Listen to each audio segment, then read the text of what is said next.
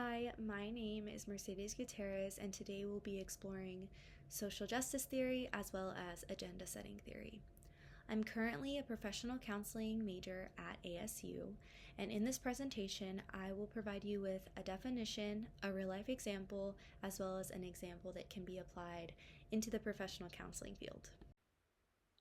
So, what is social justice theory? Well, if you're looking for the more technical term, this came about from John Rawls, who presented the philosophical framework of justice as fairness.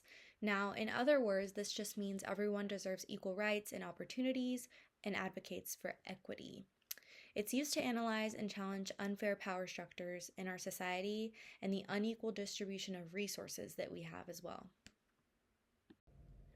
Now, I wanted to present you with a real life example of social justice theory, which, as I stated in the previous slide, presents the idea that everyone should be offered equal rights and opportunity. This real life example is the case of Cyntoia Brown.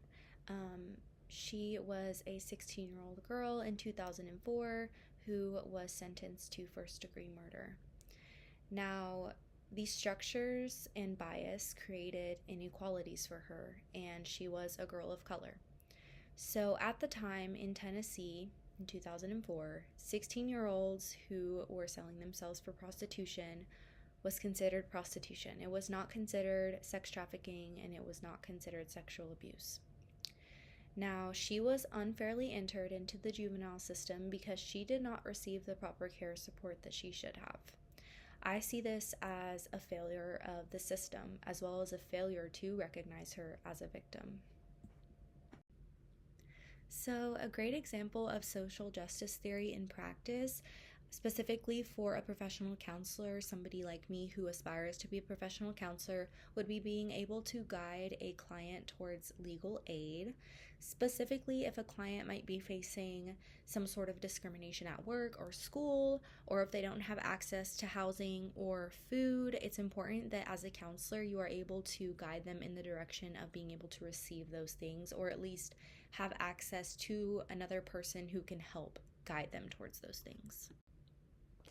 This next theory is agenda setting theory, which presents the idea that the media will push out information that they want you to be thinking about, but they will not force an opinion on you.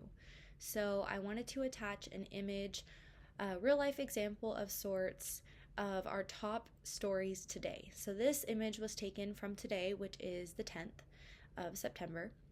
And as you can see in these titles, it does not tell you any type of opinion. It is simply stating what the article is about, but it's putting it at the top as a way to kind of get you to look at it first.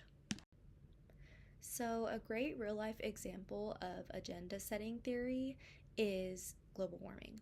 Now, over the past several decades, global warming has kind of taken the media light and then kind of disappeared and kind of just gone back and forth between that.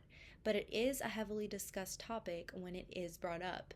So the point of this is to kind of set a public agenda, and it kind of makes it a priority in our political and societal discourse, but it's not giving you any opinions on it. So, an example of agenda setting theory in the professional counseling field would be when a counselor wants to bring up an important topic or idea to their client that they could discuss during the therapy session.